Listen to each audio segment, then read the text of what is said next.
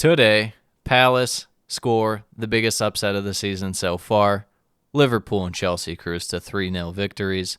To no one's surprise, Everton wins. To everyone's surprise, Arsenal wins. All that and the return of CR7 on this week's episode of the Premiership Perusal podcast. Manchester City are still alive here. Balotelli, Aguero!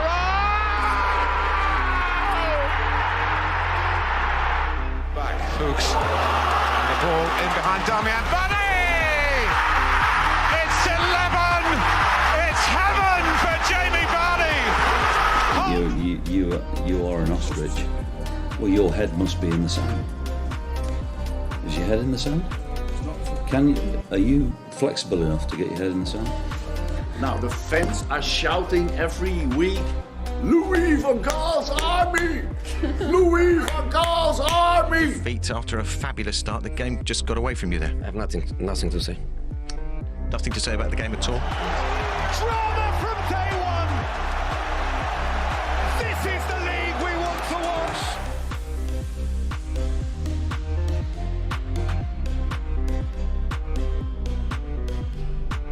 2, 1. We're live. Back again. Back in action. Guess who's back? After the Back long break. again. The Premiership sadness. Perusal podcast. And RONALDO. Ronaldo. All right. How you been, Sam? How's your week going? You know, not too bad. Had some good action here in the Premier League. Oh, yeah. And now, even tomorrow, we're recording this Thursday, Yep. right before Leeds Newcastle, so we're going to get all the freshest predictions for you later on. Hot off the press. But first, Spicy. the recap. Match day 4. Match day 4. Let's get into it. First one, just a banger. Right off the Absolute bat. banger. Palace Tottenham at Selhurst. What are we looking at for the lineup, Sam? Well, Crystal Palace rocking kind of the same thing that they've been going with here. You know, they got the 4-3-3, Gaita in goal, Joel Ward, Dirk Mitchell, Gahey, Anderson. Yeah, the only real change they've had this year has really just been if they want Kouyaté midfield or defense, and then if he's in defense, they rotate someone else in the mid. Yeah. If he's in the defense, or if he's in the midfield, they'll rotate their main center back partnership in, but nothing too crazy there. And a debut for Emerson Royale. For Tottenham. Switching up that back line, they got Reguilon, Royale, Eric Dyer, and Tanganga. So Winks getting in there too in the midfield. Winks getting in the midfield. We not the biggest Harry Winks fan on this podcast. No, can't say so. So the big thing in the Tottenham lineup, no Son. Yeah. Picked up an injury. And that's a When big your miss team's for really Tottenham. built on 2 elite guys and you're missing one of them, you're bound to play worse. I don't know if you're bound to lose 3-0 to Crystal Palace worse, but you're bound to play worse. And then even on early in this game, it's a little back and forth, but then another blow for Tottenham with Dyer going down. So this, even before you're looking at how the team played and stuff, it really was just not an ideal day, even outside of the result for Tottenham. Yeah, it's just off to a bad start. I mean, you already have the changes in your defense, switching it up, going with Emerson in there. And then you have to bring on Joe Rodon. Yeah, not to mention, it's like the questions about your defense coming in the season, how they'd look. Well, they've looked good, and now they get hurt. Yeah. And now you got to rely on that depth, which they're not super deep. Rodon, I don't mind him as a third choice. I don't know if for Tottenham you want to be the third choice, but I don't mind him as a third choice, and he still has room to grow. So, but yeah, 12th minute, that collision with Ayew, Dyer getting subbed off. It was kind of sad having to watch him walk Slowly, up the stairs. yeah. We'll get to Tanganga too. That one was a little more funny, but the walking up for the away team for Palace is super funny. Yeah, so Palace, they were in this match. They weren't just sitting back. They were up for the match. They weren't like previous seasons Palace where they'd just be like chilling. Yeah. I mean, part of that too has to do with Tottenham. Just we've seen them this year sitting back. They're willing to absorb pressure, have the strong defense and then kind of build up quicker going out. I thought in this game Palace did a good job of at least making sure the midfield was generally balanced, if not tilting in their favor. Mm-hmm. And I thought, it didn't really come to much early on in this game, but their looks out wide when in attack, they were getting Tottenham in some vulnerable positions, I thought, anyways. And you might as well. I mean, you got to be testing guys like Tanganga and Royale early on. Yeah, for sure, especially Royale coming in for that debut. I mean, that's kind of your bullseye right there, is you're putting that guy to the test right off the bat, and that's what Palace did. And Tanganga, we've seen he's done well, but he's a very physical player, and we'll get to that. But, we'll get to that. But yeah, Palace, they looked really good. I mean, Conor Gallagher again, just all over the place, getting the ball and he's distributing. Insane. He's been like a top 5 player in the Premier League this year. I don't think you can debate it. How well he's been playing. Yeah, for sure. And Zaha making runs down the wing. This game was Wilfred's best game by far. I was surprised though. Tottenham's game plan so far this season has been to sit back, like you said. Yep.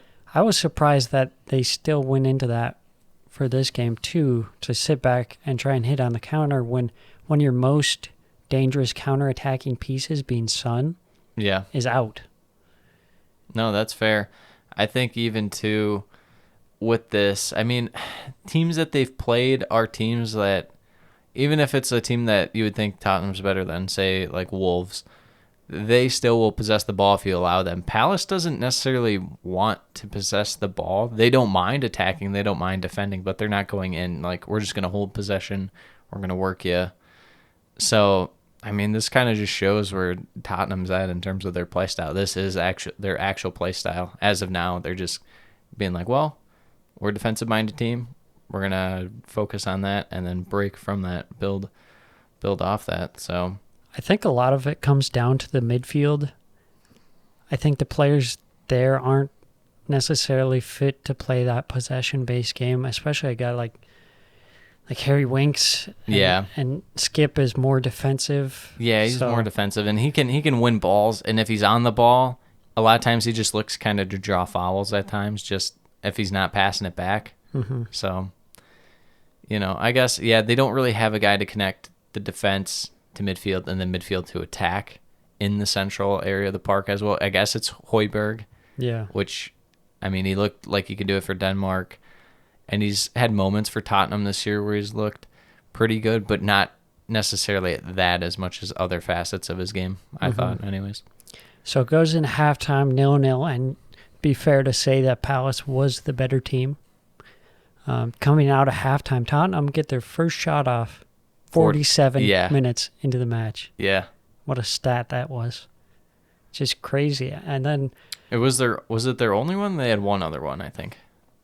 I think it might have been their only one, though. I think Keita only had one saved. I think it was their only one. So not long after, Tanganga takes out Zaha cynically, and then there's a little scuffle. Zaha. That was so weird. Tanganga grabbed him by the hips and was pulling him closer. Yeah. And, I didn't know what to make of it. Was not happy with that, and then they had a little brawl, and that was entertaining. Yeah. And then both got yellows. Correct? Yeah, both got yellows. You could see Tanganga was flustered. He was flustered. Even after that, they had to kind of separate him too, before the free kick on the edge of the box. It's he clearly let that get to him. Yeah. If I'm in that position where I'm Nuno, I'm thinking, okay, we got to get this guy off. He's going to get a second yellow. Yeah, because they don't really have anyone in that back line that's quite the leader to do that. I mean, I guess you would just have to bank on it being Lloris or Kane to get his head straight. Yeah. But they don't really have that great of leadership. Outside, I would say Lloris is a significantly better leader than Kane. Kane's more of a leader with his play and his actions. It's not like he's a going to motivate you kind of leader. So, or maybe even Højbjerg in the midfield there. Yeah. But then just a few minutes later, Tanganga, second yellow card after a poor tackle. The high challenge. Just kind of goes flying in there. Something you really shouldn't be doing when you're on a yellow card. And he's sent off for the sad walk of shame. Yep. Which was hilarious. It was pretty funny. Not gonna lie. I mean, even up to this point, Crystal Palace were the better team in the match. They were the better team, but Tottenham was still hanging in there. You gotta give them that. They were playing solid defense. It's not like they're giving like clear cut chances to Palace or anything. Yeah. But I think it's fair to say Palace were looking the more likely to score. yes. And then coming up, we have a penalty. Davies, who got subbed on after Tanganga gets I'm not sure what Ben Davies was doing. His hand was just like out there. Yeah, it was clear. I don't know what he was doing. Yeah. But And then Zaha steps up, converts 1-0 to Palace. At that point, Palace is in a good spot there. yeah. And then as he was stepping up pretty much, Edouard was getting ready to be subbed on because they probably figured, well, we might as well bring an attack. And then they get the pen. So, maybe they wouldn't have done that if they didn't score a penalty. Doesn't matter. He still comes on after the pen. Yeah. And he lights it up. 27 seconds after coming on. Scores with his Little cut, little curl action. his first or second touch of the game. Nice little finish there. Yeah, it was quick build-up play. It was in the Tottenham attacking end, and then Palace just broke out nicely on that. Pretty rough. I mean, down to 10 men, you're going to more than likely be exposed, especially when one of them's a defender. But yeah, and then another debut for Crystal Palace. Elise makes his debut coming back from injury. So that's a good sign, the 19-year-old. And then not long after, 3-0, great ball from Gallagher. Oh, yeah. Edouard just How about loads of space. The first switch up on that one? I think it was it Milivojevic on that? It was to get the ball in the Palace half. I think it was to get it to Gallagher. It was an amazing pass regardless. No one on that end of the field at all for Tottenham. Yeah. Great pick out. Yep. So he gets a brace in his debut. Palace, absolute dream win in front of the home 3-0. crowd. First off, with that one, we're we're always vindicated on this podcast, but we said Palace, Yes. you got to get Edouard. Yes. Palace and Brighton, one of those two had to get Edouard. Palace were the ones that get him. Love the business. Look how it pays off for him. But then is it countered out by us saying in the last episode we had more confidence in Tottenham and Nuno? Maybe. But then it's outweighed by the fact that I said I gained the most confidence in Palace from the first 3 games of any team. Okay. So you're a genius. It's the 2-1. I put too much faith in Tottenham. You don't want to do that. Yeah. It's like putting faith in the Minnesota Vikings or something. Something like that. Yeah. Going ahead for Tottenham, what does this mean? They got Chelsea up next. That's going to be a tough one. Yeah. Questioning. It depends if Son's obviously back. Yeah, it definitely depends on Son. It sounds like he's questionable to come back for that one. And you wonder about Dyer too. Yeah. If you're going to sit back and absorb that pressure, because if you're sitting back against Palace, you're going to be sitting back against Chelsea. Yeah. So I don't know what to make of it going forward for Tottenham. Yeah, especially with this kind of makeshift back line where they have some new guys coming in. Yeah. You don't have that much chemistry, it feels like. A lot's going to rely on the injuries, unfortunately. But yeah. As far as Palace going ahead, just something to build off of. Yeah. Hopefully, as long as we've seen Wilf in the Premier League, he's very streaky. Mm-hmm. He'll have great games, or even 2 or 3 great games, and then he just falls off a cliff. Yeah. Can he kind of keep this going for them? Edouard going forward, is he starting over Benteke? There's a few questions with Palace. Yeah, I mean, to me, I would start Edouard. I mean, he's got his 2 goals, Mm-hmm. At this point, I'd say start him. And I think the thing with Zaha now, he kind of has a better supporting cast. In years prior, it was just him and Townsend, I guess. Yeah, it's kind of been all Jason Punchin focused on him, and it's easier for defenses to isolate that one guy. Yeah. Whereas now they have more threats like Gallagher and Edouard and just even the Elise balance coming in. Creates more for him. Yeah. So anyway, moving on to the next match.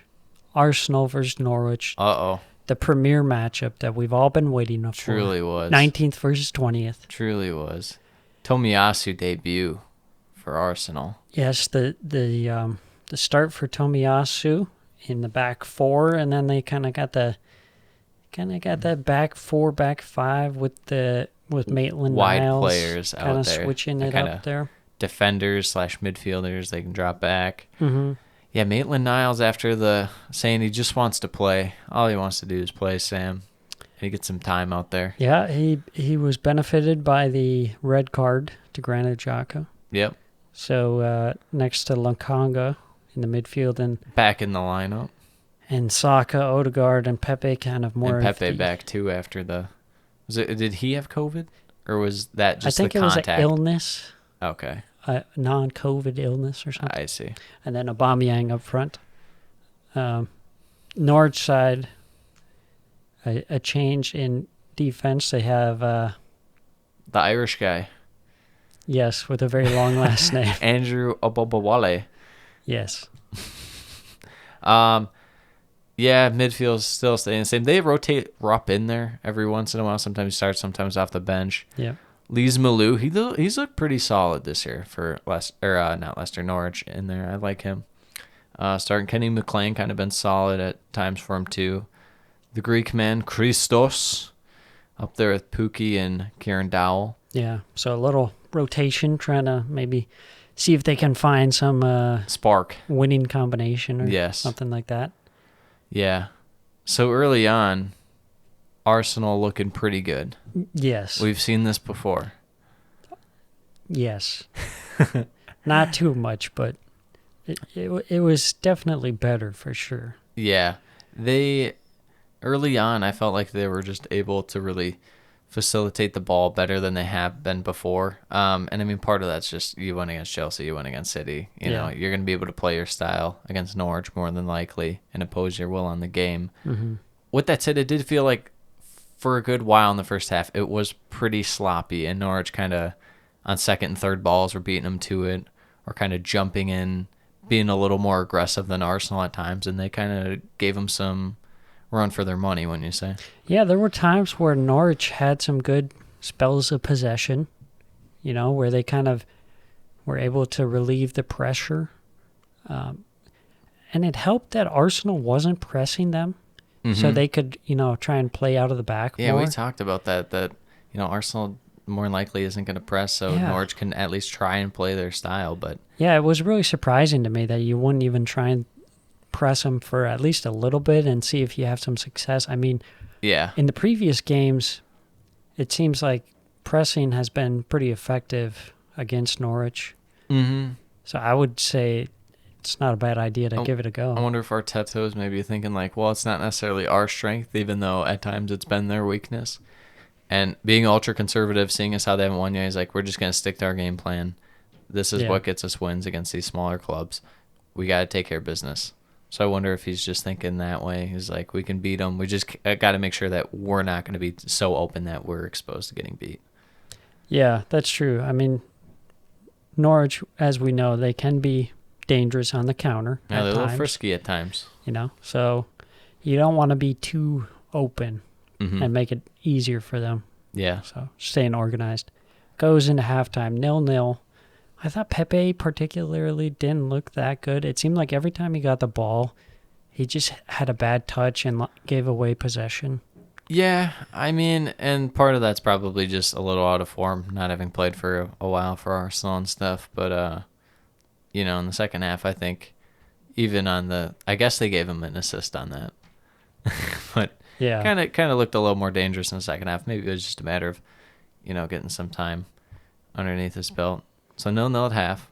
0-0 at half, and then Arsenal make some substitutions shortly after halftime. Smith Rowe and Thomas Partey coming on. Good to see Partey. Yeah, back out there. See how long he can last for. Yeah, and I'm a big Emile Smith Rowe guy. The Smith. Yeah, man, too good. Don't know why he doesn't start. I get him and Odegaard are similar, but I don't know. I still feel like he's their best creative player. Yeah, I think it might have been that he was coming off of an illness with England, the under-21 squad. Yeah. So maybe he wasn't fully fit, but you could tell a difference when they came on. Arsenal stepped up a notch in quality. Mm-hmm. And then they get the goal through Aubameyang, kind of a scramble, loose ball flying all over the place. Yeah, the Pepe, the shot off the post, comes back out, hits him, goes off the post. I think hits him again to go to the side, and Aubameyang's there for the tap in. Yep. Tim Krul's beat like 4 times, and Arsenal still almost didn't score.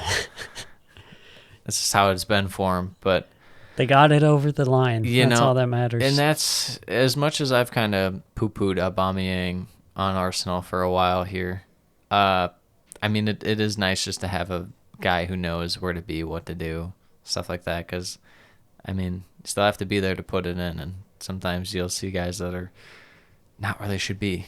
He seems like he's kind of got a new lease on life at his Arsenal career. I think he had some tough moments. He wasn't in the best of form last season. Came down with malaria. Mm-hmm. And now, perhaps he's back to his old ways. He made a post on Instagram afterwards saying, how much it means to him and the team, and great to have the fans I'm giving back. him a little credit. Old Ways is leading the Premier League in scoring goals. Okay, maybe like he's halfway a there. little back. Yeah, he's a little back. Not like he's in not the dead. grave. He's not buried alive. Second half, for the rest of it, kind of open. Arsenal still looking good in attack. What were your thoughts on this game in terms of Norwich's small chances in attack and Arsenal's defending? Did you ever feel like Norwich were going to score, or did you feel confident in Arsenal's defense, which at times has looked shaky this year? I think there definitely could have been some chances where Norwich scored. I think it was probably their best performance so far this season, which doesn't really say too much. Yeah. But I think they did have a couple of chances where, maybe you get lucky and you score, and then it's 1-1 all of a sudden. Yeah. See, I kind of felt like last week against Leicester was a little better for Norwich than this one. Yeah. Just a little, but I could see fair. either way. That's fair. Yeah. Yeah, I mean, so anything else you want to say about this game? I mean, 1-0 kind of wraps up. I didn't, second half wasn't too exciting, I didn't think. I would say disappointing for Arsenal not to get another goal in this one, but you take the 3 points. Were you saying just in general, or was there a particular chance you were thinking of? No, just in general. To get it, yeah. Yeah, I mean, going forward, it's something to build off of for Arsenal. It's a result. As far as Norwich, back-to-back performances where they haven't looked like completely hopeless. Mm-hmm. They haven't looked great, but they definitely, there's been worse teams out there. I wonder if maybe some consistency with the Norwich lineup. I mean, it's only changes, 1 or 2 changes here or there, but maybe just give this side a run out for a few weeks in a row, see how it goes. Yeah. As far as I like Kenny McLean coming in there. Mm-hmm. I feel like he adds he's solid. something going forward for them from the midfield. Yeah, he can link up between the attack and midfield for sure. As far as Arsenal goes, is there anything you're looking forward to going forward? Maybe a little more from Pepe, maybe a Smith Rowe getting pushed in or thrust in the starting lineup. Yeah, for me, Smith Rowe is a must start. Hopefully Thomas Partey, maybe see a midfield pairing of Partey and Lokonga. That could be interesting. Yeah. And then more of Tomiyasu. He looked great in this game. Yeah, I was surprised how far forward they had him going. Yeah, at times. He was really pushing forward, and it's interesting because he's a pretty big guy. Mm-hmm. He's not your typical like fullback. He's a big guy. But he was pushing pretty far forward. He had a good chance off the volley to score. Yeah. No. Just high. I thought he looked good out there. Yeah. So moving on. Brentford, Brighton, the battle of the bees. BRs. The bees and the birds. The birds and the bees. With Brentford's lineup, I think Baptiste was the only one that hadn't been normally playing. He gets subbed in there. Otherwise, it's still that regular 3-5-2. Almost said 5-3-2. 3-5-2 for him. As far as Brighton goes 3 at the back, 4 in the midfield, 3 up top. Cucurella getting in there. Getting that The former debut. Barca prospect. Kind of more in a wing-back role for him with Veltman on the other side. Yep. More of a front three with Maupay, Trossard, and Welbs. Yeah, Danny Welbeck. Getting into this one for a start. So, in the first half, I kind of thought that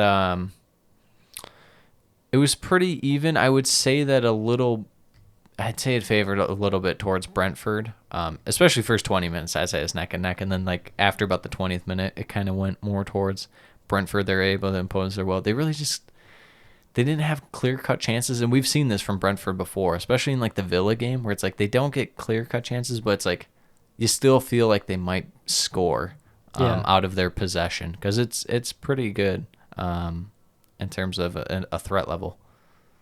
Yeah, they did look good early on. I mean, they were having some of the possession. Both teams kind of playing a similar style where they want to have the ball and then press when they don't have it. But then, like you said, Brighton got a good string of possession going. They were playing some nice passes, some good 1-2 touch. Mm-hmm. Yeah, it's funny you say that, because it's not like both teams play the same style, but it's like their goal is the same. Because Brighton loves to possess the ball. They love to pass it around, swing it around, work for the goal.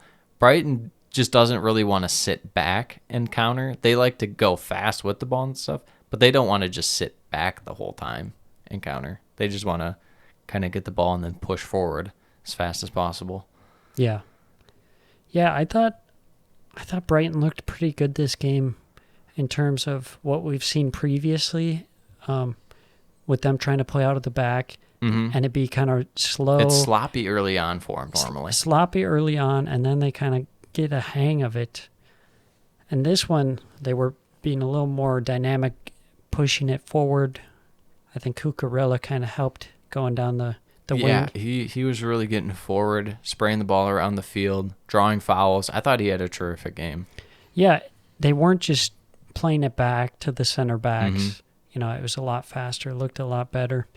And even when they weren't necessarily playing the possession, they'd send it up long and, try and hit Welbeck in behind or something. Yeah, and they had one in the first half where he got behind, just not the best of finish. It wasn't bad. It was still on target and stuff, forced a Raya save. But yeah, no, for sure. I thought it was, and that's what we kind of want from Brighton, is a little more diversification in terms of the attack, not just the conservative, we're going to pass it back. Webster, he'll work at someone else. If it's not really going, immediately back. Just not aggressive, which I thought they were slightly more aggressive this game. I like that. Yeah, and I like the aspect that Cucurella brings. He kind of brings balance, because so far this season, they seem like they always try and push it down the right-hand side. Yes. And now that they have Cucurella, they have the option to go down both sides. If it's not Basuma just making a run through the middle, a lot of times it's just they overload the right side, whereas Cucurella now on that left can provide another option, if not maybe eventually the primary option for him to link up. Yeah. Big injury. Adam Webster comes off injured. Tough. They switch up the formation kind of. They send Veltman more towards the back, and then Yakamoto comes on. Yeah, Veltman normal. Well, I guess not normally a center back, but came up a center back with Ajax, so plenty of experience there. Yep. Goes into halftime 0-0. Brighton having the majority of the possession, looking the better team kind of in that second half of the first half. See, I thought it was more Brentford than Brighton. Huh? Okay. But I mean, it was a close game. It's close, yeah. Yeah, so you really could, it's pick your poison between the two. I just thought Brentford with their attacks were a little more threatening, but I could see how you'd say that, because Brighton was more dominant in midfield at times, especially winning the ball. It felt like they were a little better at that. But yeah, I was just impressed with their passing. It was a lot better flowing in this one. And even going into the second half, you saw some more of that, some better passing. And they were kind of chipping away, trying to push against Brentford. Brentford's got that tough defense, and we've seen it. Yeah, they hold up well with Pinnock and Ayer. And even like their wide midfield players like Henry and stuff, they're brutal going back in terms of they're gonna be on you. They got great work rate. Yeah, you really have to come up with something special in attack to beat that defense. Yeah. And ultimately, that's what Brighton were able to do. Trossard with a great effort on goal to get the winner. Just great link-up play to throw in. McAllister and then to Motor. And then McAllister a little run. Dumps it Trossard. Trossard a little spin move. The curl action. Yeah, that's kind of right. like the Graham Potter football at its finest. Mm-hmm. That's what you want to see more of. Quick and tight spaces and just out playing your opponents pretty much because you know where to be, where your teammate's going to be, and how you're going to work it in there. Yeah. So it finishes 1-0. Going forward for Brighton, we like what we've seen from them so far, especially this game, even notch up by being a little more aggressive. They only got one this game, but, I mean, part of that's just Brentford's, like I said, they're brutal on defense. They're good and they're solid. As far as Brentford, I wouldn't be too hard done by it. The result, they played well. They didn't have, like I said, they didn't have great chances this game, but, we've seen that. There's just games where Ivan Toney's not really the biggest force, but then there's games where he is, so. Yeah, I wouldn't have been surprised if it ended as a draw. I think that would have been a fair result as well. Yeah. But I think Brighton ultimately showed just that next level of quality that they possess. Yeah. And ultimately they got the 3 points and, another great result for Brighton. Yeah, they're looking so fantastic. My guy Trossard. Yeah. Moving on. Oh, yeah. Another one. Another doozy. Another big one here. Leicester, Man City. Coming in this season, you would have thought this might have been a really big game. I mean, it's still a big game, but this means a lot more for Leicester than City, I would say. Yeah, and we've seen that Leicester can give City some issues in the past. So they come out with some new guys. They got Ryan Bertrand making his debut, Vestergaard starting, and then kind of the same midfield with Harvey Barnes, Tielemans, James Maddison, all Brighton kind of filling in, and then Ndidi, and then of course Jamie Vardy. No Iheanacho again. Shaking my head, Brendan Rodgers, shaking my head. And then over on the City side, you have pretty much the same. Yeah, they'll rotate some guys in and out, but it's going to be that same back four: Walker, Diaz, Laporte, Cancelo. Midfield of Gundogan, Rodri, and Bernardo Silva. The three-headed attack right now, man. Jesus, Grealish, and Torres in the middle, just killing it out there. Yeah, who would have thought that Jesus would have had this resurgence as like a right wing? I mean, it would have had to be this way because he's just not a great finisher. Yeah. So, but who would have thought it? I don't know who would have thought it. It just felt like early on, right from the get-go, City were just dominating. Yeah, for sure.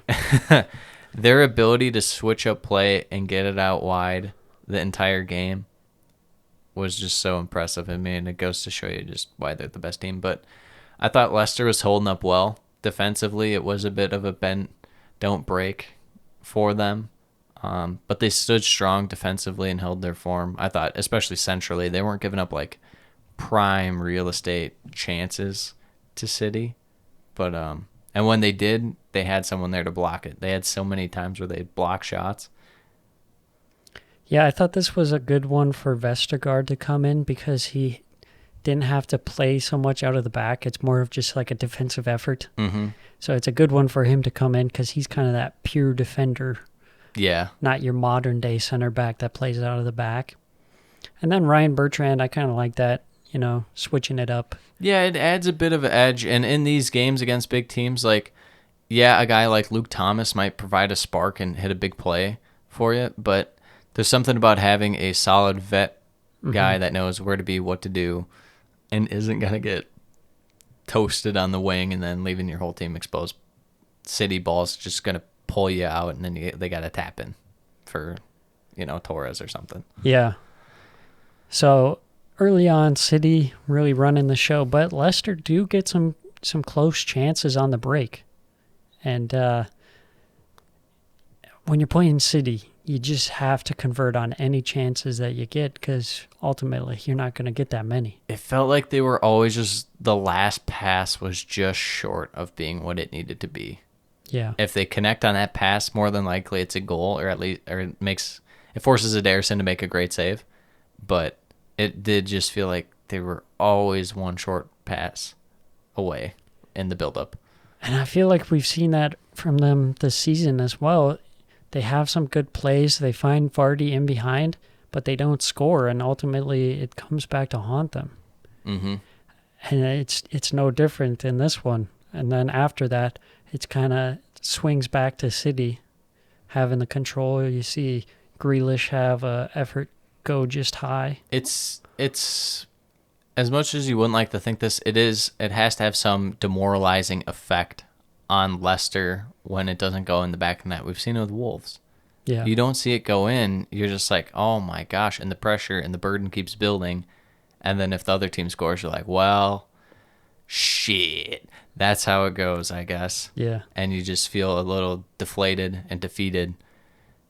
I feel like Leicester felt a little like that. They didn't really show it in their defense, though. They didn't drop off. I thought their defense was very impressive this game. Especially, I know I mentioned it, but the block shots. There were so many chances where City could have put like 3 or 4 past them if there weren't guys there. Yeah, definitely. A lot of stuff going through Grealish, as we've seen in the previous games. He's just kind of running the show. Super Jackie. Yeah, I mean, even I'm surprised how well he's fit in. Like, seamlessly fits into the system. And he just kind of runs the show. Yeah, he's so good. He's so good. What can you say? I mean, it's almost like... there's just some guys that are going to become expandable on this City squad, I feel like. I feel like Mahrez and potentially... I don't think Bernardo Silva... I think coming into the season, I really was thinking Bernardo Silva might get sold. I don't know if I see that. I give it like a 75% chance he stays, but I don't... Mahrez, Sterling, maybe. Yeah, even Sterling.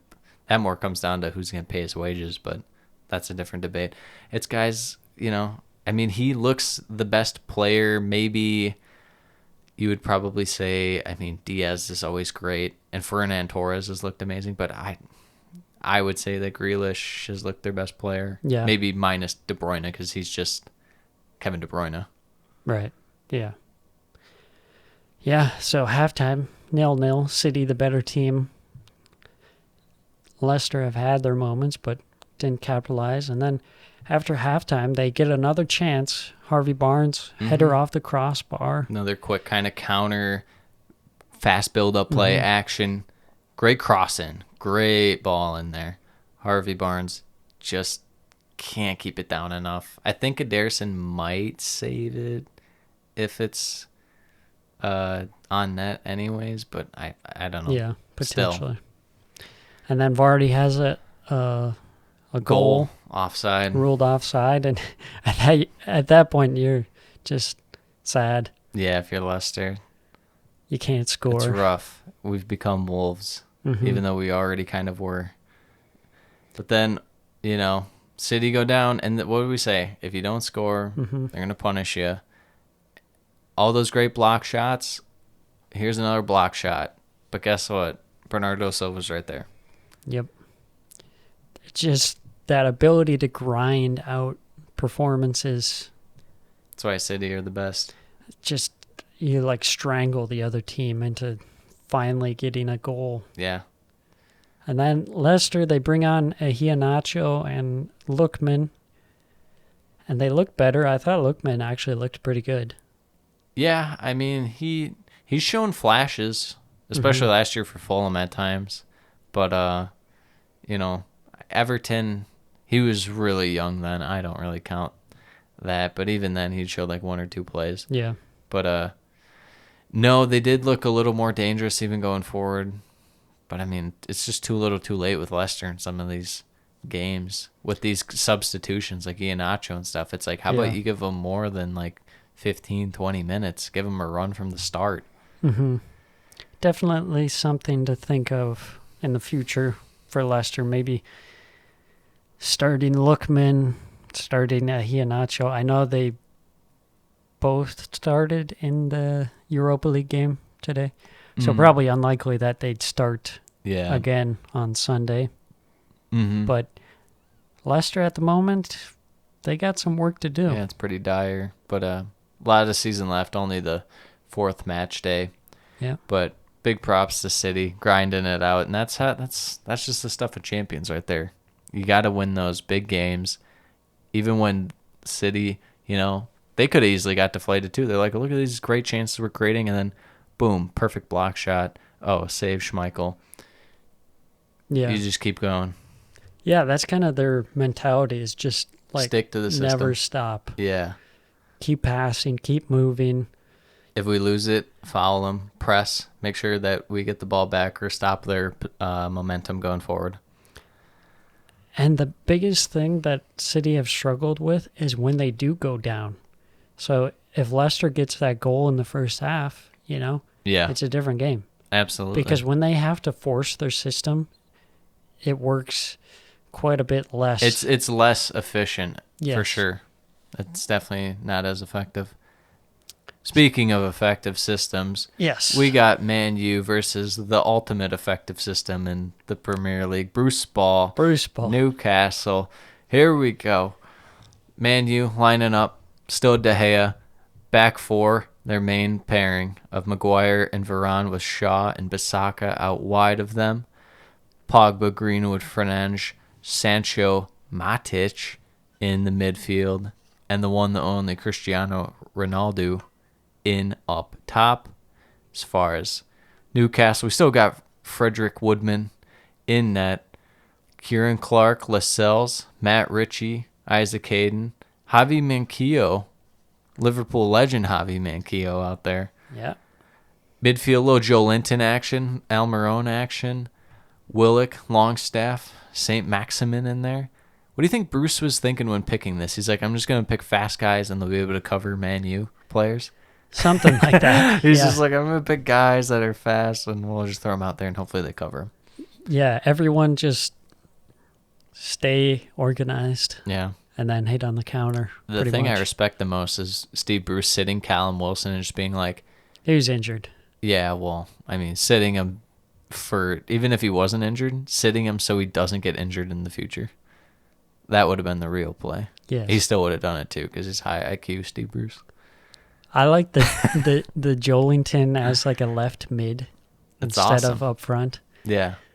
and force him to be defensive. He looked like he was not having a good time. What are you going to do? But hey, you want You're some 40 minutes. mil. Yeah. You got to You're play 40 some mil. You defense. better do something.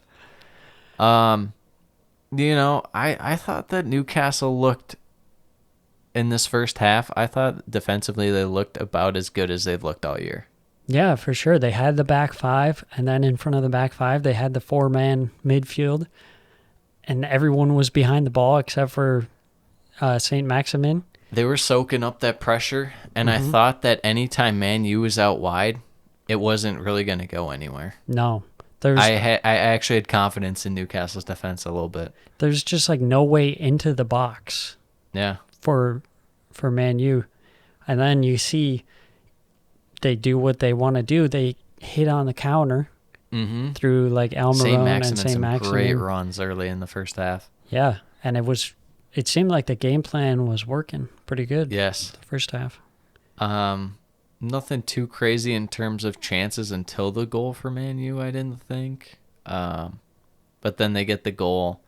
And it looked like they were, forcing a little, kind of pushing it, trying harder than they had to.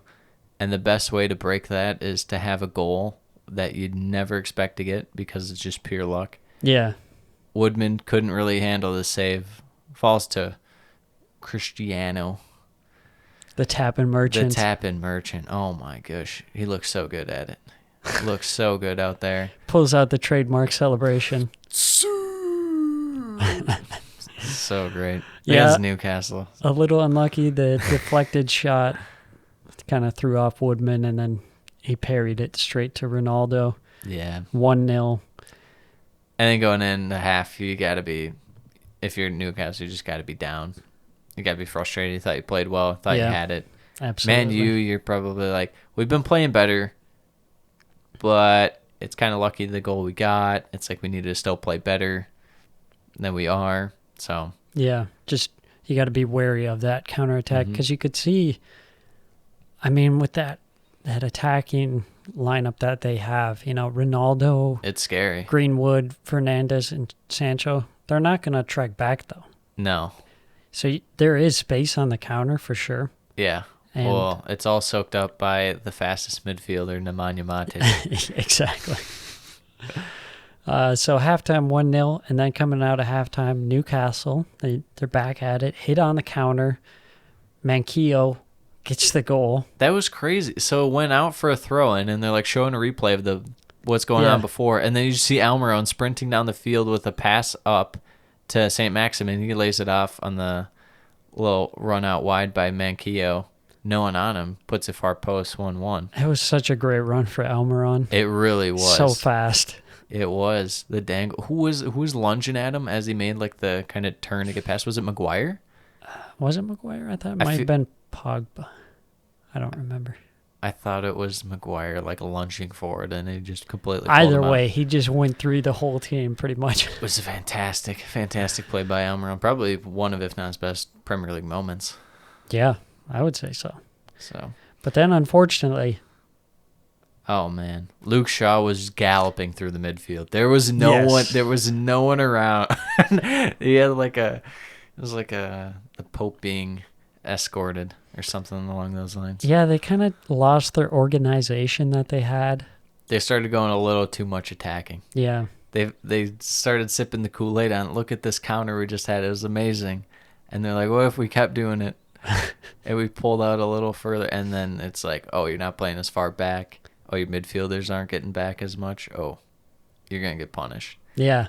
And then that pass to Ronaldo, who had plenty of space himself. Yeah. The finish right through the legs. You hate to see it, Yeah, Freddie. Close your eyes. It's tough, man. What are you going to do?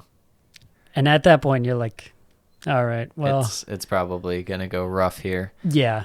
And then Bruno Fernandes just steps up with the absolute like, belter from 30 yards don't forget out. who I am. Say my name. I'm the better Portuguese Bruno. man. And then Jay Lings, too, for 4-1. You know it's rough when Jay Lings pops on and scores a goal. Oh, man. R.I.P. Newcastle. 4-1. Man U looked in control for pretty much the whole game, minus one little blip. Going forward, what are we looking at for Man U? They look great in attack. It's just that there's a lot of space in behind. It's just that it's that spot. It's that Fred Matic spot. Yeah. Which is like, it's just brutal to look at. Such an eyesore.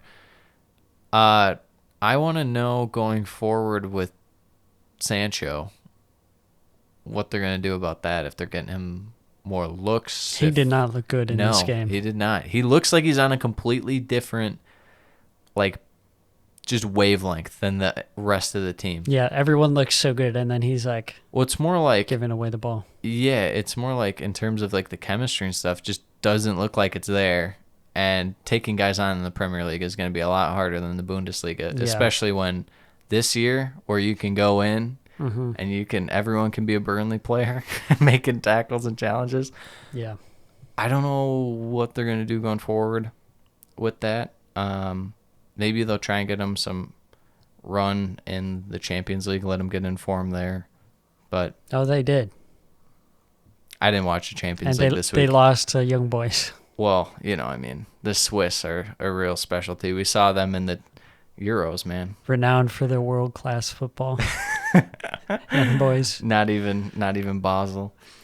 And then on the Newcastle side, some rumors coming out that things aren't so wonderful over in the black and white they side. They never really are on the Tyneside. So apparently players aren't happy because they're not training enough. Bruce has given them too many days off. I don't think I've ever heard this before. I've heard where they're, getting run down. But apparently they have all these days off, and some of the players aren't happy with his tactics and whatnot. I would get the tactics, the whole days off thing. I mean, these guys want to work and stuff, but I think the only time, especially this year, the only time I've heard it other league, but Barcelona with Koeman. Like, who was that? It wasn't Depay, but it was a new player. Oh, it was Aguero. He said they used to show up like an hour before training and try and get stuff, and the doors were locked. Yeah. It's like, what? He couldn't get in early to do work because no one's there. Apparently, Steve Bruce went on some holiday or something over the international break. That's awesome.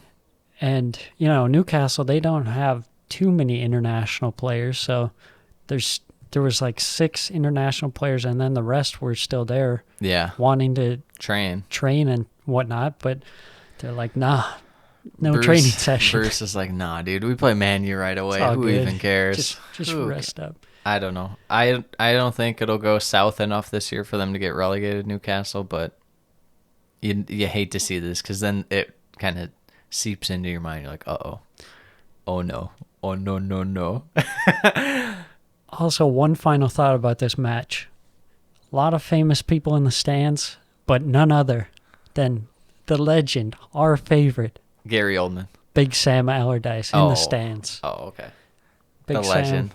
for Newcastle. You'll never, ever have a manager of England who's undefeated the way Big Sam was. You'll never sing that.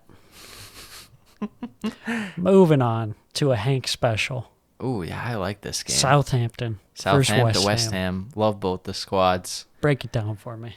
McCarthy and net. Stevens and Salisu kind of been their main center back pairing so far. Hasn't looked the best. This game, a little different note. Perot and Livramento in there. So again, with the just swapping of the fullbacks. Sometimes Walker Peters in there with Livramento. Sometimes it's Perot and Walker Peters. They have some options out there. And the announcer during the game, I don't know if you remember it, but they're like, I don't know why they're spending money on that when they should be spending on other stuff. It's like, yeah, but I don't think it's... When you're Southampton, you just need to buy any quality player again. True. Regardless. Romeu, Ward-Prowse, Redmond, Gineppo, El Nuaci a little further forward. Almost, you might even classify him as a forward this game. Pretty much in the Che Adams role. Armstrong up top. West Ham, Fabianski, Cresswell, Shufall as the 2 wide guys. Dawson, Ugbana as the 2 center backs. You know the midfield by now. Fornals, Bowen, Benrahma, Soucek, Declan Rice, with a little Mikel Antonio. The man on fire. So just off the bat, I think the main thing I would notice with this, with no Che Adams, a little more Nathan Redmond. Mm-hmm. I'm not a Redmond guy. No. Never have been. Not his time at Norwich. Not when he first got to Southampton. It just feels like he should have been a little better than he was. And I think that's what kills me about it. Yeah, he was looking rough in this. The whole first half was pretty. The first half was awful. Like there was no passing.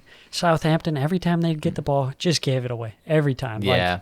West Ham really couldn't get anything going, though, in this one. And that's the main thing that caught my eye more so than Southampton's attack. They looked just off. Like, in a way I haven't seen in a long time. Since, like, middle to, like, kind of towards the end of last year. They just weren't clicking at all. And it was mainly a lot of, like, the passing and link-up play just wasn't really there. And the...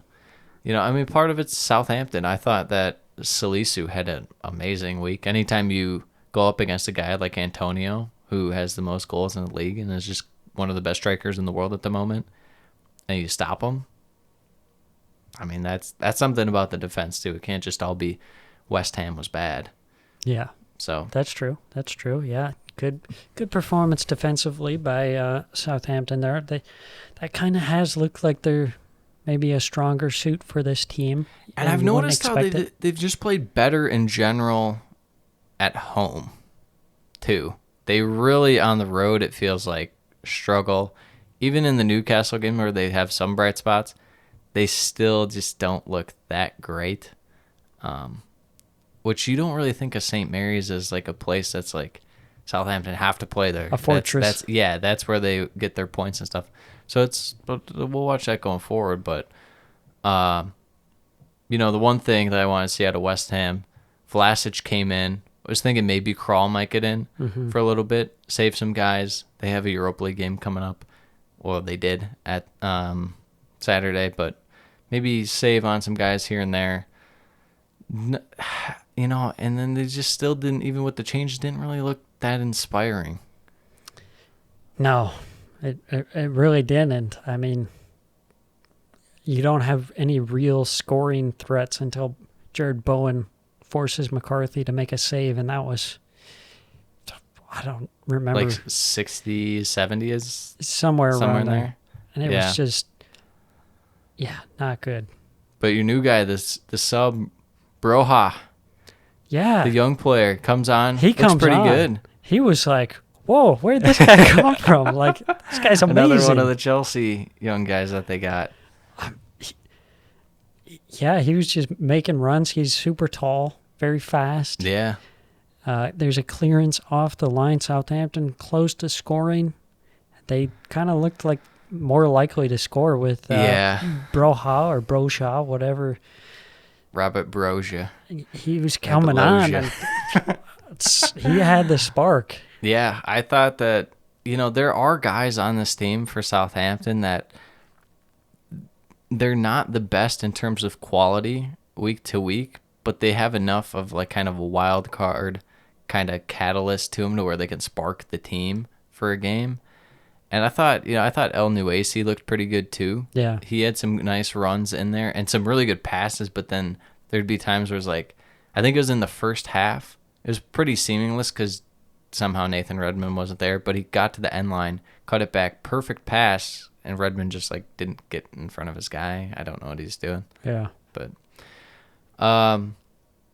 at the very end, this is the highlight of the game. Second yellow, Cal Antonio. Just absolutely boneheaded play.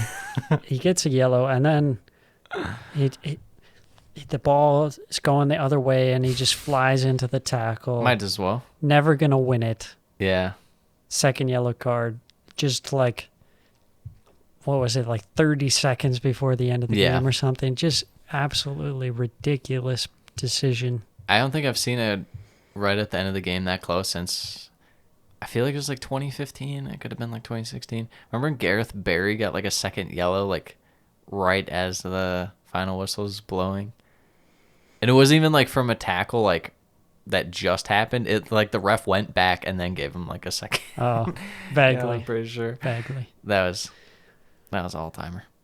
This game, however, was not an all-timer as it finishes 0-0. Very forgettable. Good result for Southampton. Anytime their defense doesn't look completely vulnerable, I think that's a win for them. Yeah.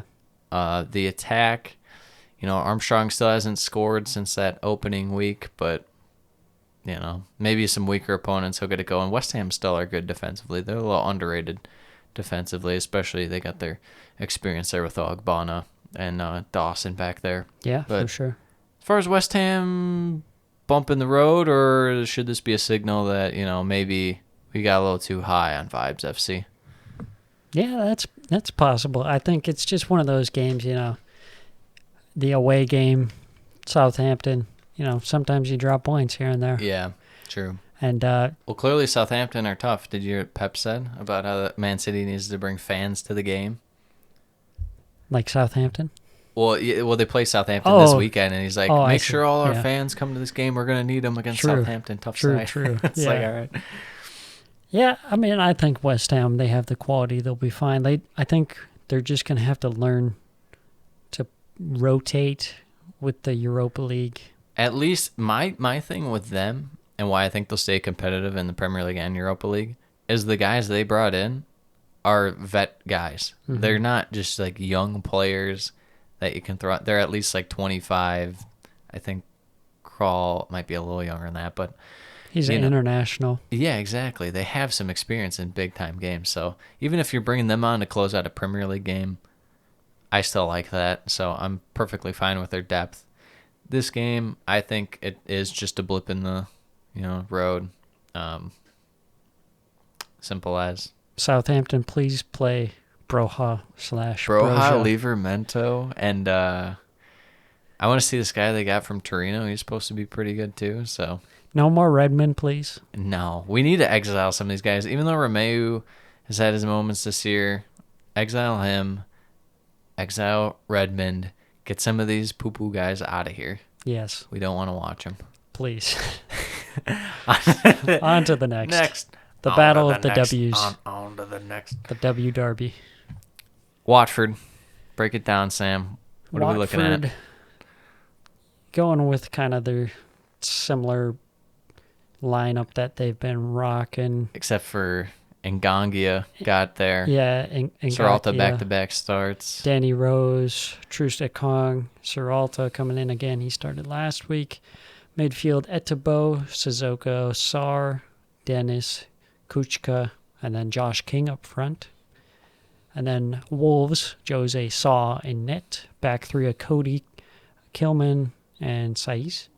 And then you have the wing-backs, Marsal and Semedo. The great midfield pivot of Neves and Moutinho. And the front three, Jimenez, Trincao, and Traore. The team that should score more.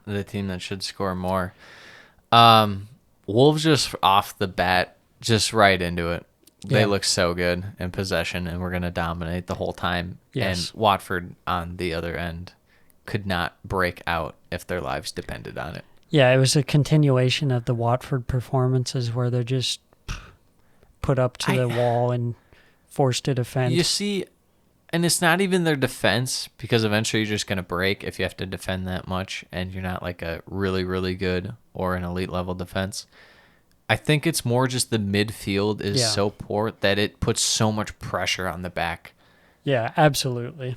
They have no way to kind of relieve the pressure and even get some like 10-minute spells of possession to relieve the pressure off the back line. It's just you send a hopeful ball up to Josh King or Dennis.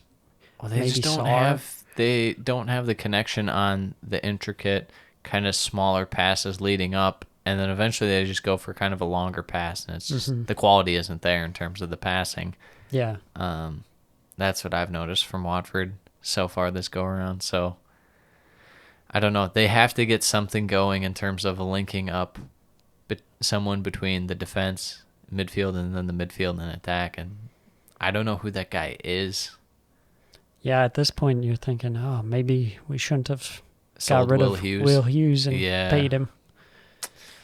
Yeah, pretty tough. Because even, like, a lot of their guys are all defense or all attack. Mm-hmm. There's not just a balanced number 8 for them, it feels like. Yeah. So. Yeah, it is pretty imbalanced. But back to Wolves and their play. It's just, and we talked about it in the preview with Wolves, their ability to go central for so long, and then they get it out wide at, like, the most perfect time where they can go in dangerous spots. And I think why Wolves are so exciting to watch is because they can do it on the counter, and they look like one of the most enjoyable teams to watch because they're so fast.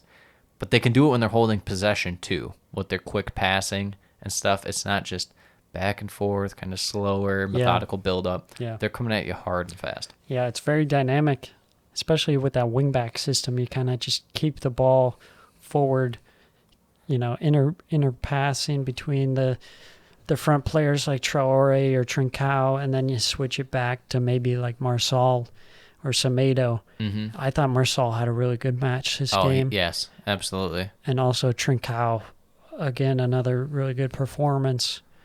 Yeah, I think it's about time that we give a little props. I thought coming in the year, this guy would have a better year than most years, but Connor Cody's looked very good. Yeah, he's the rock for sure. I didn't view him quite as much as a what you call modern center back that can kind of spray the ball over the field wherever he wants to, but he truly can if he needs to, and he's just looked so good this year. Yeah. With that said, Wolves still haven't scored, and it's 0-0 at half. That is true. Yeah, big save from Bachmann on Semedo just before halftime. Oh yeah. Then after halftime, Trincao kind of doing his thing still. Gets subbed off at the 63rd minute. I thought that was really surprising because I thought he was like one of the better players on the field. I think it's because he's so far forward, and it is like they almost have Jimenez kind of dropping back a little further at times for link-up play, and he's kind of floating on the edge of the box at times, it feels like. It seems like Trincao's never really there, probably because they don't ask him to do that, but I think that they just feel comfortable with Jimenez in that role versus Trincao, and they sub off Trincao. Eventually they bring on their new signing, who we liked the signing at the time, and we still like him now, and we think it's a good player. Yes. But before that, 74th minute, Finally get the goal. Yeah, of course, it's through an own goal. Like, That's what I was saying What about else? Man U. It's like you push so hard Mm-hmm. that you're trying so hard and you just get frustrated. That it feels like the only way you can score will be like the most perfect shot in like the upper 90, or it's just going to be the most garbage goal Yeah. possible. In this case, it was the most garbage goal possible. The header back onto net from Serralta. just a beautiful finish. Oh, yeah, there's the beautiful finish for you. I don't know what he expected out of that one. I mean, you're like right in front of goal. Yeah, sometimes you try and put it over. Sometimes you flick it back on. Sometimes you put it right past Daniel Bachmann. 83rd minute, Chan, debut goal. He looked good on that play. A nice little build-up play out wide for Wolves. Kind of got stuffed. It was a nice little save by Bachmann, but the defense just not there to recover. Chan slots it in. Yeah, you take that tap in, Yep. get your Eventually, first goal. once you get one, then goals like that you work for will actually come to fruition. Mm-hmm. So, Yep, so looking to see a little more in the future from him as well. Oh, yeah. Huang He-Chan. Got him from Leipzig. yeah, a little Bundesliga talent, Austrian star right there. Kind of Back brings a now in different the Premier dynamic League. going Yeah, forward. because we didn't really get to see it in this game, but he's fast. He is a speed demon out there. He'll really fit in nice with Wolves with their quick counterattacks and stuff. I'd like to see him get a start, see how he fits in right away. Mm-hmm. Maybe you sit Trincao for a game and put in Chan just to see how he fits, but it'll be interesting to see going forward how they utilize him. But going forward, they at least have 3 points now. 3 points. They got 2 goals. So You're on the board. yes, You broke it's the about deadlock. It's about time. And Watford is just sinking farther. Slowly and slowly. This only ends in Chisco getting sacked 100%. Yes, 100%. And then it's just a matter of they can save the season or not. Yeah, you really got to be looking at that winter window, bringing in some midfielders potentially. Even if it's just, they just need an 8. They need a guy who at least has some balance. He doesn't have to be the best attacker or the best defender, but he has to have some presence where he can do both. Just Yeah. a sense of balance. Kind of can facilitate the play Yeah. between defense and Oh offense. my gosh. Moving on. Chelsea versus Villa. A Oh, fun yeah. match for sure. Oh, yeah. This was one of the best matches of the week, I would say. I would say so too. And the scoreline, we'll get to it, but it doesn't really do it justice. Mendy, Rudiger, Silva, Chalobah, Alonso Kovacic, Saul getting the debut. Yeah. Hudson Odoi out there with his terrible hair.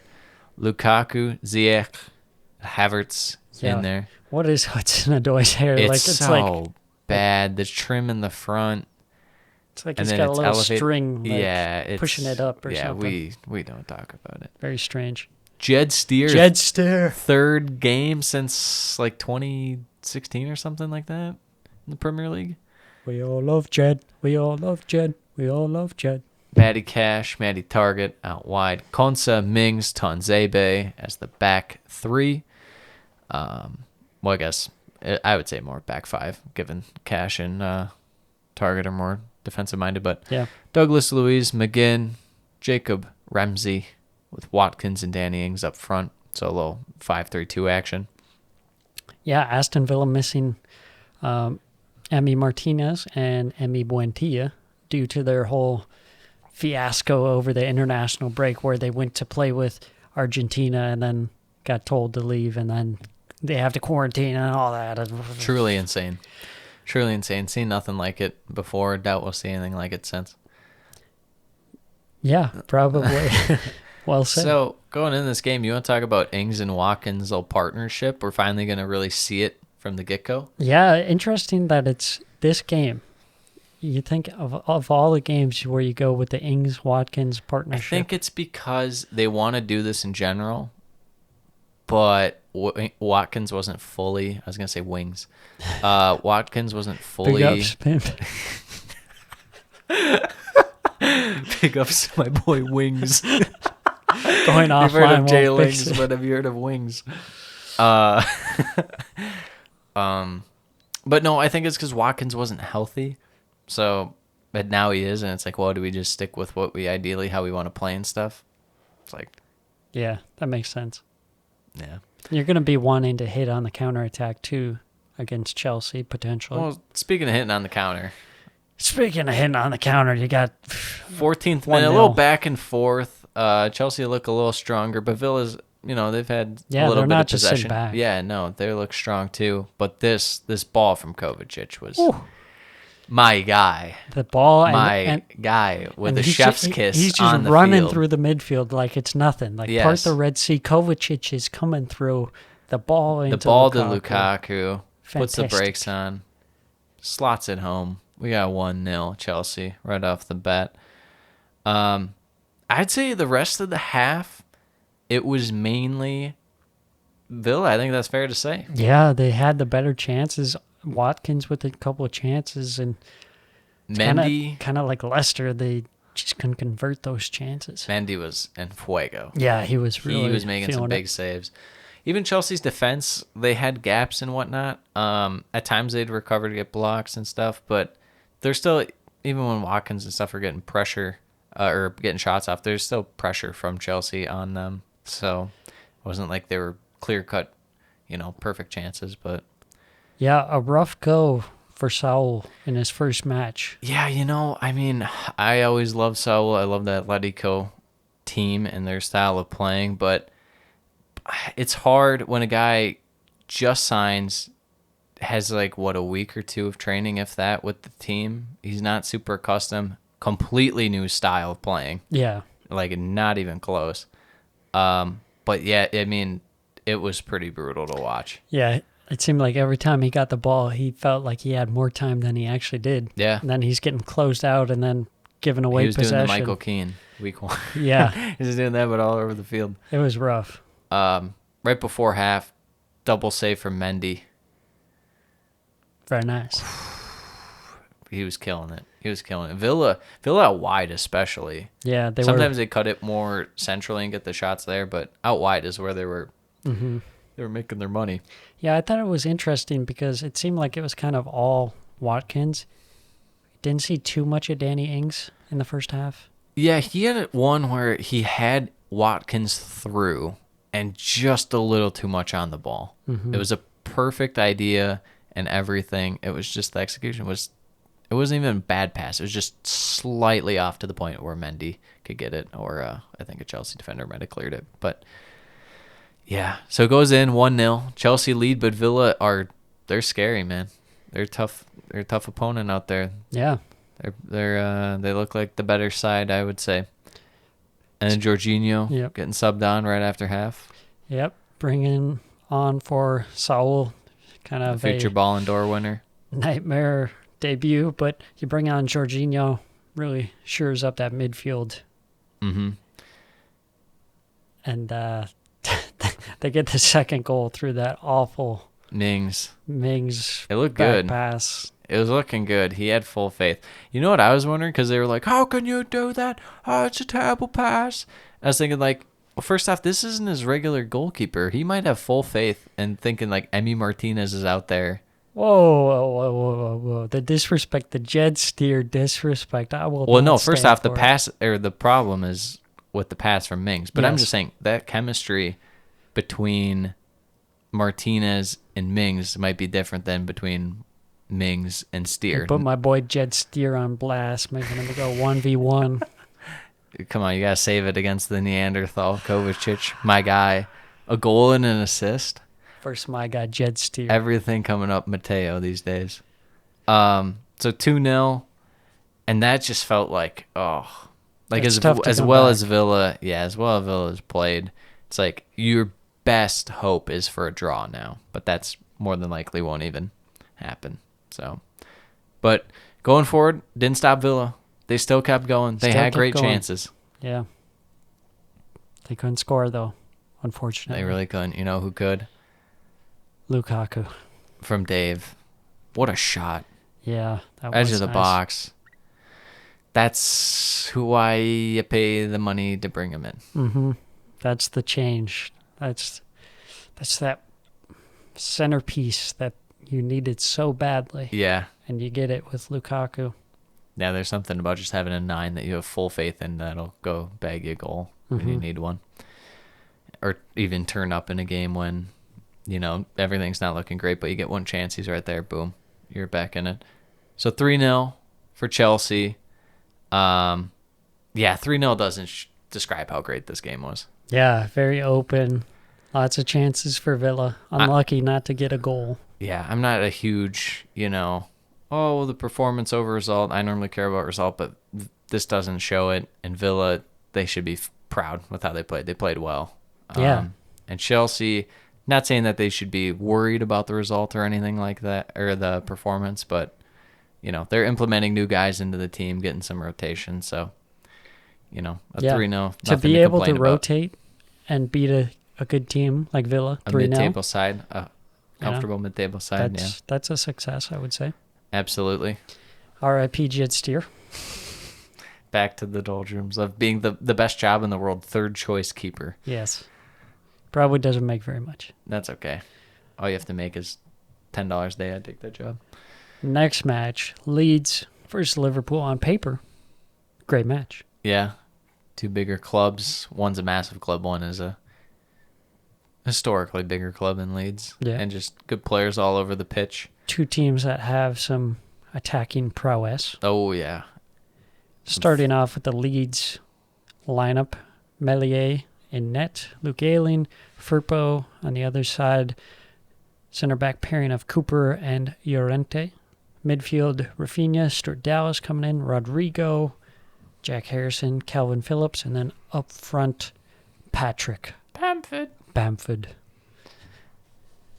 Liverpool, Alisson in net, Van Dijk, Matip, center back pairing, Robertson and Alexander-Arnold. It's a fullbacks, nothing new there. Midfield, you got Fabinho, Thiago getting a start there. Yeah. Harvey Elliott getting another start. It just doesn't feel good, though. They keep pulling out, but it just doesn't feel right. And then the front three of Mane, Salah, and Jota. Starting off, Leeds, huge chance early. Rodrigo in on net and has a terrible shot. Right straight at Alisson. At Alisson. Yeah, that was a rough one. At that point, it was all downhill. That might just sum up Rodrigo's Leeds career eventually. Yes. Very, very bad. Great chance and no. Yeah, 1-0 for Liverpool. 100th Premier League goal and assist from Alexander-Arnold. The play out wide was truly fantastic by Alexander-Arnold to get that ball to Salah. But then, Leeds with their defense, we've talked about it. Even, their main thing is they tend to get exposed on fast counters and whatnot. These aren't counter plays, though, that they're getting exposed on this year. Yeah. It's, in the box marking by Cooper and even, Ayling and just everyone. It's not good. They just look really slow to, close out on the ball. And when you give Liverpool that much space around the box, it's just so easy for them. They'll play the 1-2s, Salah and Alexander-Arnold, or Mane and Jota. You're just asking for it at that point. You can't give them space. Yeah. You got to block off that space and have some midfielders come back and help out and put some pressure on them. And if you don't, they're going to take advantage of you, and that's exactly what happened. Yeah, going forward, Thiago scores ruled offside. Even just in general, we'll obviously cover the rest of the game, but Mane in this game had 10 shots and Leeds had 9. Yeah. That's brutal, dude. Mane looks so bad, though. I was saying it last year. He's significantly more inefficient than he has been. And I wondered coming in this year, is that for real? Is he going to bounce back? He is not a very good finisher. Even, I would say, below average. At his peak, but he got so many chances that it, I mean, he got so many chances in this game, and it was another Mane chance. Mm-hmm. And he shot it right at the keeper or missed it wide or whatnot. Yeah. So anyways, halftime, 1-0, Liverpool in control. Could have had 3 or 4. Then after halftime, they doubled their lead through Fabinho off the corner. after a big chance from Salah goes wide. No respite for Leeds. They're just struggling to track Virgil van Dijk on the corners, and that's something you can't do either. Exactly. Even if he's not getting a shot on net, he's putting it on for someone else. We see there Fabinho finishing Fabinho with that. the slot at home. Yep. Yeah, for this game, it's hard to watch for Leeds because even they're so dynamic going forward, but this year they just really haven't been. And in this game, we've seen Liverpool even be comfortable, like sitting back and absorbing pressure at times. Leeds didn't even really have that great like spell of possession in this game that I can recall. Like they never looked as dynamic as they have previously. Yeah. It was kind of like their only hope was when they'd get it to a Rafinha, and he looked decent. But then, other than that, it was just not good. Not linking up with Bamford. And 58th minute, Ooh, this is Pascal bad. Struijk Harvey Elliott, Mr. Zoomer. fouls Harvey Elliott. Harvey Elliott's ankle Yeah, just going to the hospital. dislocated. Red card for Struijk. And at that point, the game's pretty much over. Yeah. Tough one for Harvey Elliott to get injured like that. Had to have surgery. Yeah. So he'll probably be out for Months. quite a good while. It's a tough one when you get that good shot, have a good run into the team at such a young age. Yeah. And who knows? I mean, depending on what it does to his ligaments and stuff, he might not be the same in terms of quickness, Yeah. which he's a pretty quick guy. Going on, Leeds kind of get a little foothold in the game late on. Dan James coming on for his sub, but, a little too late for him. And it really doesn't matter because Liverpool go 3-0 up. Your guy. Sadio Mane. We call him Mr. 1 for 10. After over 9,000 chances, finally scores. We call him Mr. 1 for 10 where I come from. And that's the game. Liverpool, 3 goals, 3 points. Leeds, yet to get a win. My main thing is how many goals Leeds have conceded. They've conceded, I think, the third most in the Premier League or second most. And scored the second least. Yeah. So, but it's just this isn't the same Leeds that we've come to seen. Maybe they just need a game where they can beat up on an easy opponent. I don't know what it is. They got Newcastle coming up, so we'll see. But yeah. As far as Liverpool going forward, a little concerned about Mane, not huge about that. The main thing has to be, all right, Sam, this is where it starts. First injury to the midfield. That's true. Harvey Elliott's looking pretty good. Some people thought he looked really, really good. Mm-hmm. What are you going to do? Now you're bringing in Oxlade-Chamberlain, and that's... Sam's throwing a thinking emoji on that one. He's throwing the big ol'... He's got the finger gun right under the chin, looking up. Yeah, he doesn't know what to think about that one. So, yeah, tough way for it to break for Liverpool in a 3-0 win. Definitely a better 3-0 win for Chelsea than Liverpool, to say the least. Mm-hmm. Not necessarily in style play, but the overall outcome. Yeah, when you don't reinforce your midfield after a season like you had last season, and you lose your best midfielder in Wijnaldum, I mean, you're just asking for it at that point. Yeah. What do you think Leeds might do to adjust? Do you think they might be a little less aggressive, maybe going forward and shore up the defense, or do you think they're really just going to, Bielsa's going to be on them to press even harder and, look for those longer passes to Bamford, maybe to hold up, get some quick link-up play going as they go into the attacking third? What do you think it is? Do they go full Leeds even more, or do you think they maybe stray from the tactics, kind of just... That's a good question. I don't know that I'm really quite sure. I mean, you have Struijk on a red card, so he's going to miss 3 games on that one. I mean, there's a line of thought where you could see them going to a back 3 and then having Ayling and Firpo potentially as wingbacks, or maybe... I haven't been super impressed by Firpo. How about your guy Koch? Put him back in midfield. Definitely not that. But I like when Ayling is kind of like a sweeper in front of the defense, and then he can kind of help transition the attack going forward. Yeah. Potentially have Tyler Roberts getting some minutes. Dan James. Dan he's James gonna be should huge. give him a boost going forward. Yeah, no more Rodrigo. No more Rodrigo. Yeah, that needs to stop. Yeah. That needs to stop now. They looked better when he came off. Oh, absolutely. Yeah, I we'll see what they do in terms. Maybe they keep it the same, but they just make some personnel changes in terms of what guys are playing where and how far forward they're going, how they're getting back and stuff. So Yeah, but I would like to see the back three figure out some organization in the defense first off. well, they're gonna need it because they Yes. can't go on like this. Yeah, But you know who can go on forever? Everton, Rafa's men. We never doubted you. You people listening, you already know it's a Everton wins lol episode. You know, Easy. You know, what else is new? What We'll else just move is on new? from that. Pickford, Keane, Mina, Godfrey in there. Yeah, they kind of had this rotating defense, which yeah. is surprising that they've been doing so well. Yeah. Alan Digne, Ducouré, and Seamus Coleman, all very defensive minded in that midfield, which makes sense. I mean, if you're going to step back. Richarlison, Damari Gray, Townsend, more of their attacking presence up front.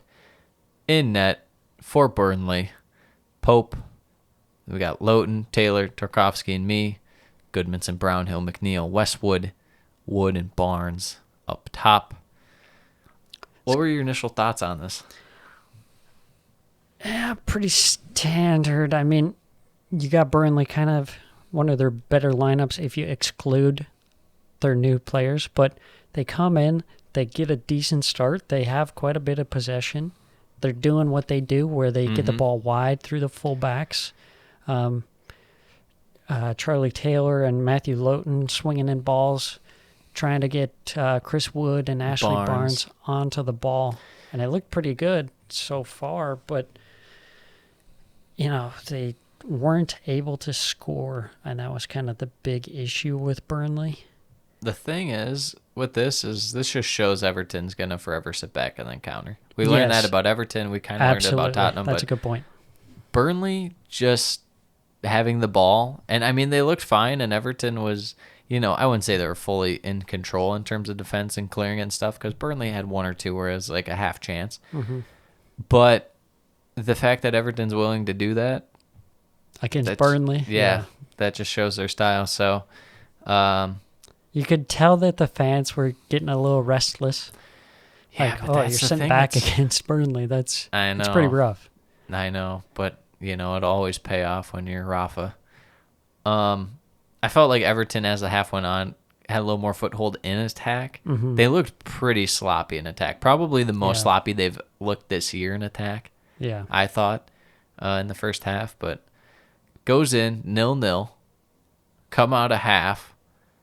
Burnley with this kind of half chance out of nothing in terms of like, it looked like one of those plays in like the 96th minute where you like panic, just you work a little quick build up play and then you just try and cross it in as fast as you can. That's what it kind of felt like. Like he just got onside and he swung it in. Forward, gets the header on it, goes in. Yeah, on that set piece, I mean, it's kind of one of those that's a ways out. And maybe you're thinking like it's not necessarily that dangerous of a chance, but, you know, Burnley, They have throwing great in- headers of the ball. yeah, they got the big guys, throw them up there. Ben Mee gets his goal on his 200th Burnley appearance. The assist from Goodmanson. But then, enter Everton and Lord Michael Keane, who scores off of the man who knows nothing else except how to cross, Andros Townsend. And cross, he does quite well. Yeah, that was a perfect ball in by Townsend.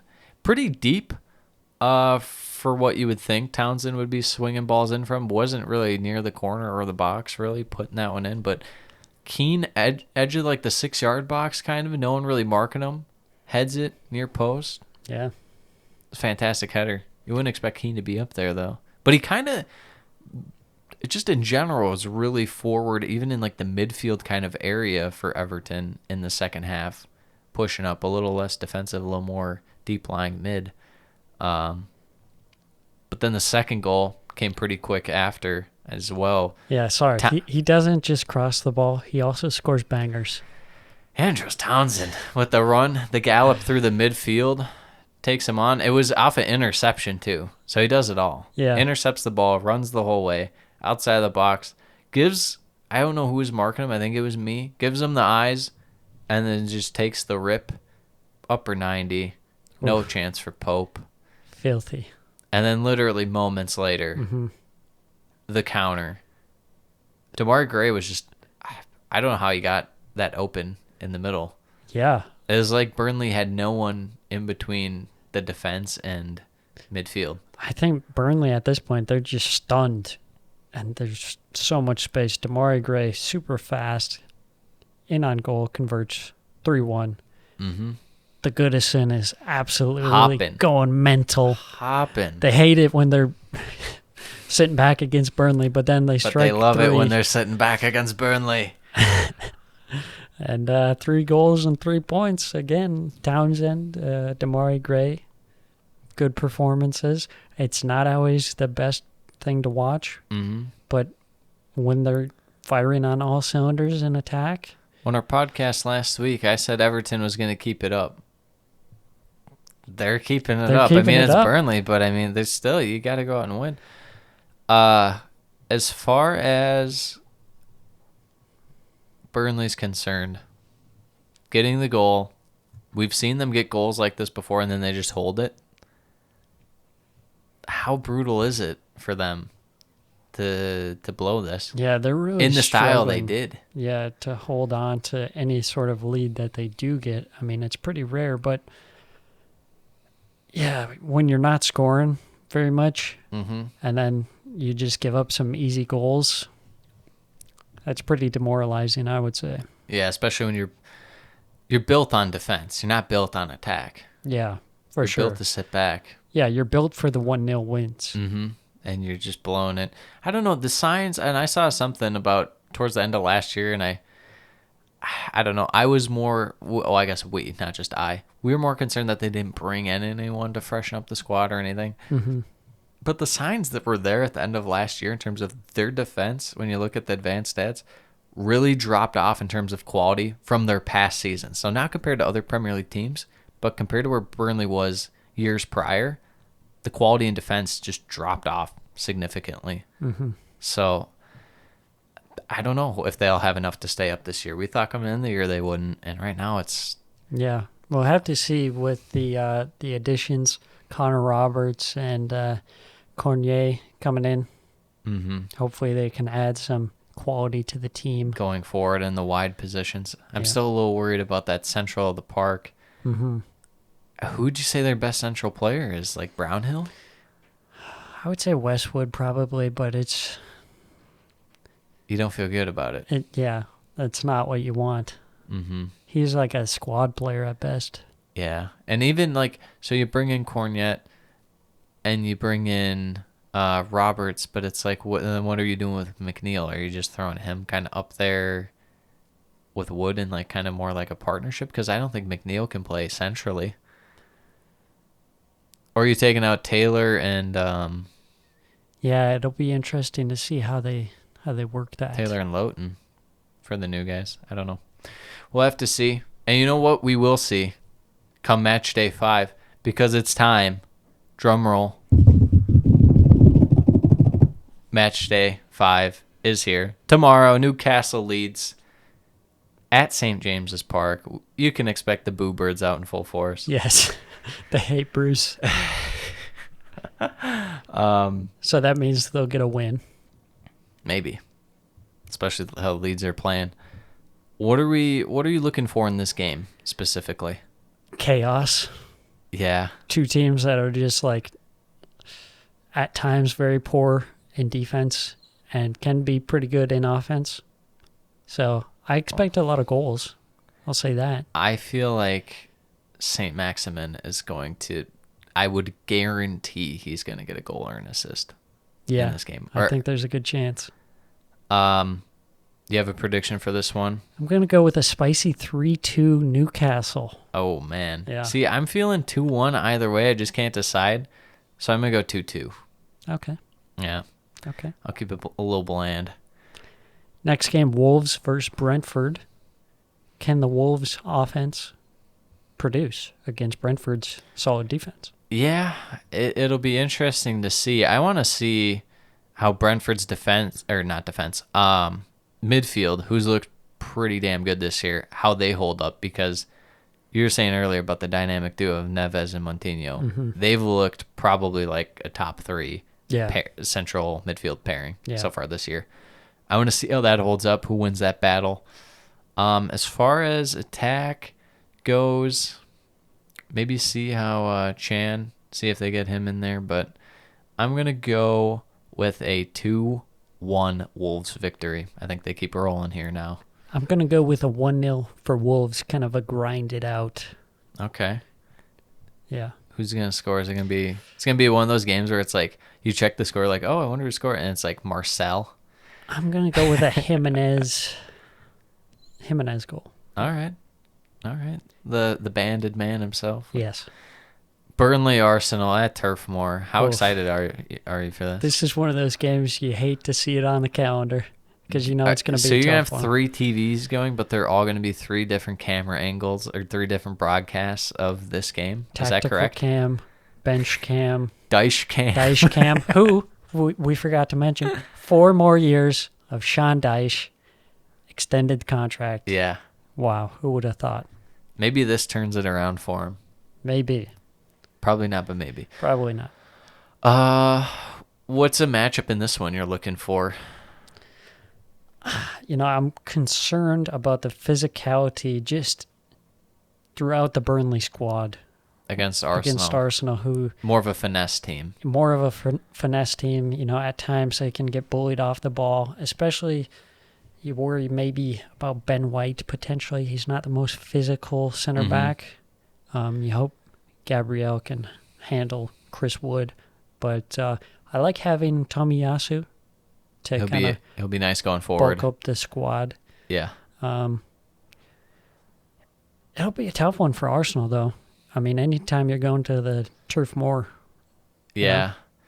My head for some reason is telling me Burnley. I don't know why. Yeah. But Arsenal hasn't won in their last 3 trips there. I can't remember if it's matches or trips to Turf Moor. I see. It might be in those 3 previous meetings with Burnley. I'm just a little worried about the attack. They didn't look super, super amazing against Norwich, but they didn't look like god-awful. I don't know. I think I'm going to be very, very boring here and go with a 0-0. Yeah, I could see that. I'm going to say 1-0 Burnley. Who scores? Ashley Barnes. No. Yep. That's the worst feeling in the world. Yep.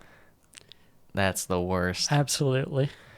Liverpool Palace. This will be a good one. Yeah, it really will be. At Anfield. What are you looking for in this one, too? Let's see what Liverpool do, who they bring in to replace Elliott in the midfield. Yeah. I do still favor Liverpool in this one, but I think Crystal Palace can get on the score sheet. Liverpool are so far ahead in the attack and defense and goalkeeping, but I might give the slight edge to Palace in midfield. Yeah. So fair. if Liverpool, which they'll probably be able to do, break out quick, they get the plays going, they get a little action for Salah or Jota. This feels like a little Jota game. I'm going to go 2-0 Liverpool. I'm going to say 3-1 Liverpool. I see. City, Southampton, the game everyone must attend who's listening to this podcast, including us. And your Pep eyes are says going to so. be burned watching this one. It's just going to be like 90 minutes of City passing around Southampton. Yeah, I don't really know what Southampton can really do in this game. Maybe some Livramento goal line clearances. Yeah. 3-0 City. I don't see any other way. I'll say 2-0. Okay. Norwich Watford. This is a big one. Yeah. This is a big 6-pointer right off the bat. This is 'Cause where the both of bad these meets teams- bad. Yeah, there's like green, like in cartoons when there's like green lines coming off someone because they smell bad. There's green lines coming off this game. It is a Damn. toilet bowl game, Yes, is what we it call is. it. What are we thinking here in terms of matchup? Is this just going to be like chaos too? Because I kind of like Norwich's midfield in terms of they can expose that against Watford. With that said, Norwich, if they want to play their own way, they'll kind of be a little more attack-minded. Maybe that leaves it open for Watford to expose. Potentially. I think I'm going to go 2-0 Norwich. I'm going 2-1 Watford. Oh, I did not expect that. Yeah. I feel like you were setting it up for a Norwich win, and then you switch route. There's no rug pull for Norwich. There can be, but there's none from me. Villa Everton. This might be my second favorite game of the week. This one will tell us a lot, I think, About both teams. about both teams. In terms of where I'm looking for, first off, Buendia and Emi Martinez should be back. The main attackers against Everton's defense, how they're able to manipulate Everton's defense and their defensive-minded midfielders in terms of if they're able to get out wide and that's where they have success, or if it's through the middle, through Ings and Watkins, it'll be interesting to see. Or if they have no success at all. Yeah, So I think it'll be tough. I mean, Everton, they just set up shop. They got the defensive midfielders. It's pretty tough to score. We saw Villa struggle to score despite the chances. I'm going to go 1-1 because it's at Villa. If this was a Goodison, I would definitely go Yeah. Everton, but I'm going to go with a draw. Yeah, I think 1-1 is a fair result. Yeah. Mhm. Brighton, Leicester, at the Amex. You don't want to say must win early in the year, but Leicester getting to that point. Leicester got to get a result here of some sorts. Even if it's a draw, I think that'd be something to build off of. What are we looking at in this one, Sam? Yeah, I don't think it's going to necessarily be easy for them either. Brighton are one of the more informed teams. And I think they're going to test the Leicester defense, midfield. I think Leicester may have a better chance of scoring in this one. I think that I would say that that's for too, just because the matchup, they're a little susceptible if they are still aggressive, Brighton, that is. In terms of maybe they do misplay a pass or something and Leicester can counter. Mm-hmm. And then Webster, Yeah. I'm going to go with a Leicester 1-0 against Brighton. I'm going to say 2-1 Leicester. All right. We're still on the Kool-Aid Leicester, so if you Yes. if you Please fail us, don't do it. we're going to look stupid as the fans of the Graham Potter fan club as well. West Ham United, great game. Yes, West Ham versus United. What did I say? West Ham United? West Ham United. Well, West Ham United. It's solely West Ham United. Yes. Come on, you Hammers. They're on the bye. They have a bye this week. West Ham Man U. I like this one in terms of West Ham's attack versus the space that Man U may give them. With Fred and Matic, potentially.